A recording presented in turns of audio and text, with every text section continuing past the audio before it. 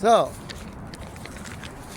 I think it's time we talk about why the YouTube channel edgerunner-o9k has a lot of the content that it does have on it. Why I make this content, why I talk as though I'm living in some kind of crazy spy conspiracy movie. Why it's kind of centered around me feeling like the target of a giant cover-up conspiracy of what? There's no telling. My best guess is that I am the last thing between Randy, and an inheritance that was my brother's, anybody that doesn't want it in the family, that wants nothing to do with it, and myself, which, being Grandpa's favorite, I'm sure that there is definitely something there for me. And some people, being some people who have everything already, they more than absolutely have blown through their fair share and then some, and now are desperate to get more and more and more. For what? I don't know. Where's the money go? I don't know. I can't tell you what somebody who has everything spends all their money on to have still nothing. But what I will say is, one reason why we make videos and just kind of blab and blab is to generate as many ideas and theories and reasons, basically anything at all that helps fill in the master plan, the master puzzle, which the master puzzle is not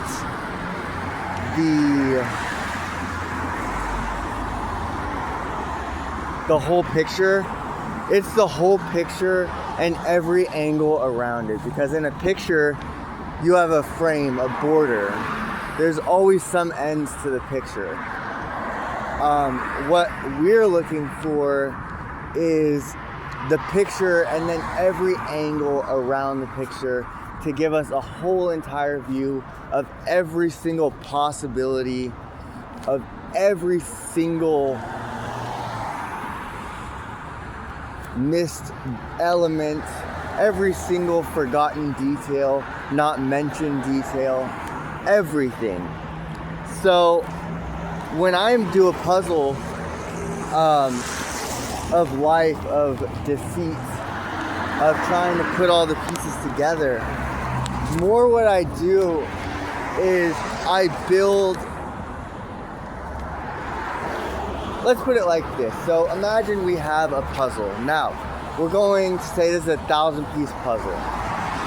Now I'm going to build a frame, a border for this puzzle, so we know our dimensions.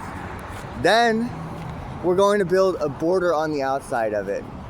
And on the outside of this puzzle are more puzzle pieces that are not included. They're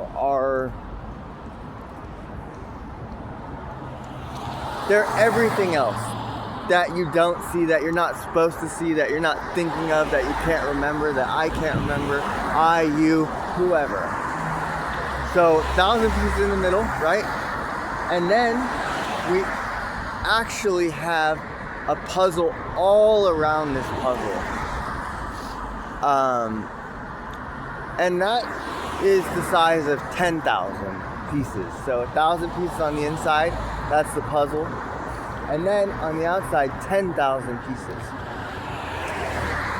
What we're gonna do is we're gonna fill in every single piece wherever we can as we go. And not only that, we're going to add in every detail we can think of, and we're going to think up every single reason, whatever, anything that's relevant, every leaf, like that right there.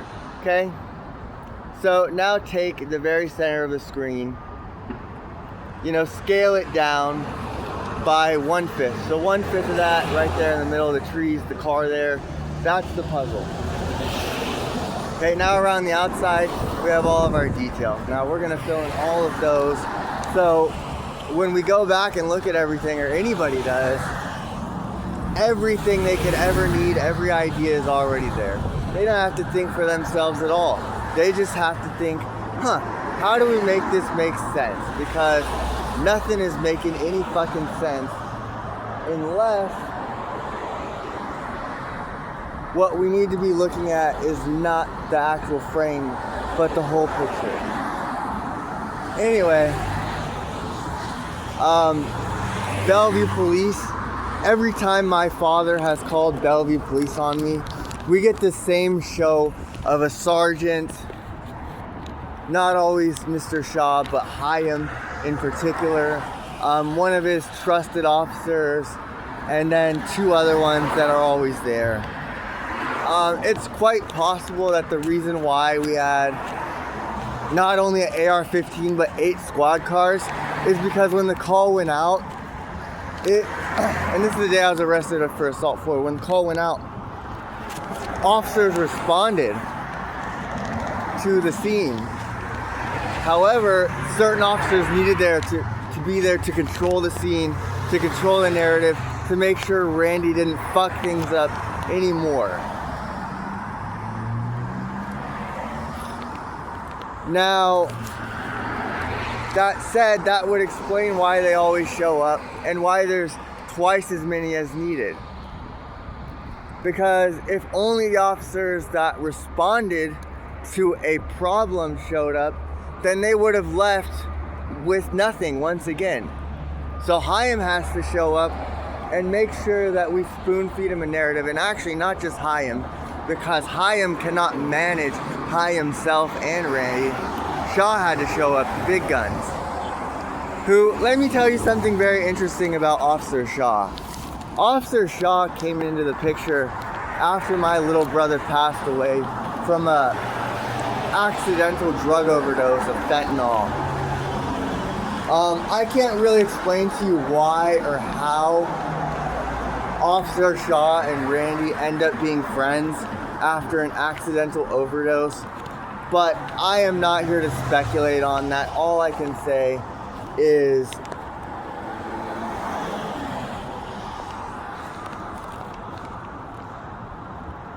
it's mighty strange that some kind of police-civilian relationship is born after no crime is committed. It's really just a tragedy. Where does this relationship come from? And why does Officer Shaw come through now at a time where my passing due to other people's bullying and other people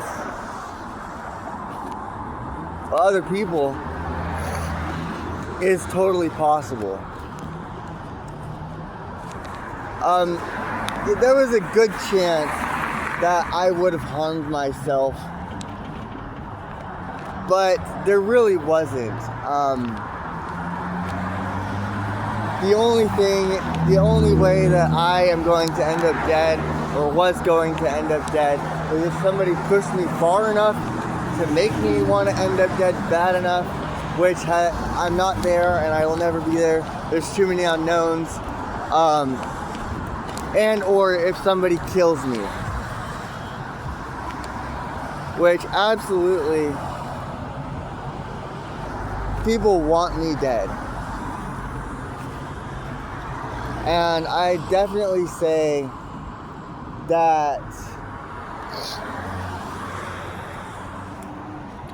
all I can do to protect myself from these guys, all of this craziness, is film myself, put all of everything I can think of on the line, on the open air, put myself where I am, as I am, for the world to see. So nobody else, especially not the same 4 officers and the same sociopaths and psychopaths, especially not so they can paint the picture for you, so that they can make the video for me. No.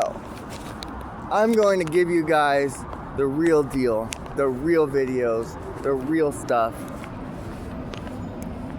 Call me paranoid, call me crazy, but it's mostly speculation in trying to make anything make any fucking sense to me. I don't think anybody really cares for the whole story, because nobody really cares for justice or righteousness. And let's not say justice, but justness.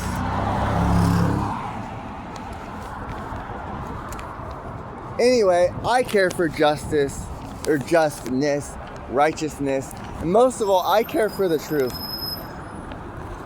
And by all means, I intend to put my truth out there, because my truth is the whole truth and nothing but the truth. Unfortunately, I have autism and have been living with this condition for 27 years, undiagnosed. And so what that does is it really muddies my side of things, because I don't have the normal cues, the normal tells, the normal anythings. When I tell the truth, I tell my truth. And my truth doesn't look like everybody else's, because I don't have the same social cues as everybody else. So when I tell the truth, I mean, it's pretty easy to say, well, he's lying, because his body language, his behavior isn't consistent with a normal so-called victim. But if you look at my body language of myself as a victim, of myself as telling the truth when I am telling the truth, then I'm pretty sure that would be consistent. But we're going to ignore that for the sake of corrupt cops, money-grubbing, evil family members or member, and downright bad folk. Anyway, that's something for now. Till next time.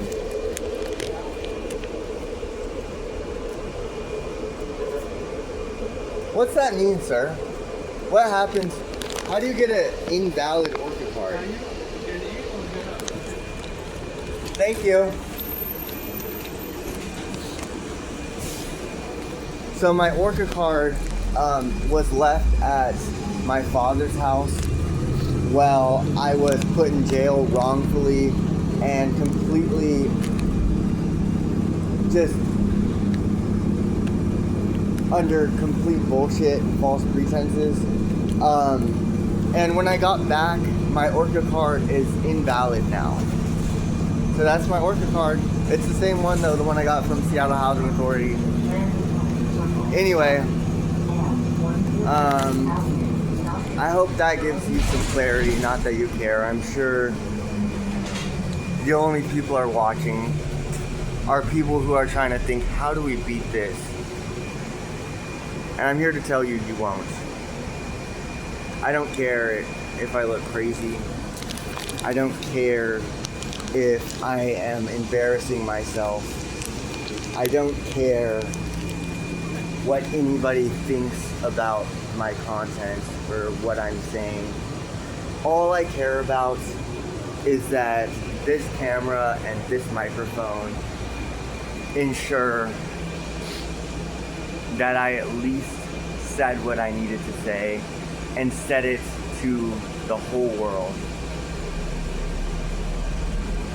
Dare they look for real truth?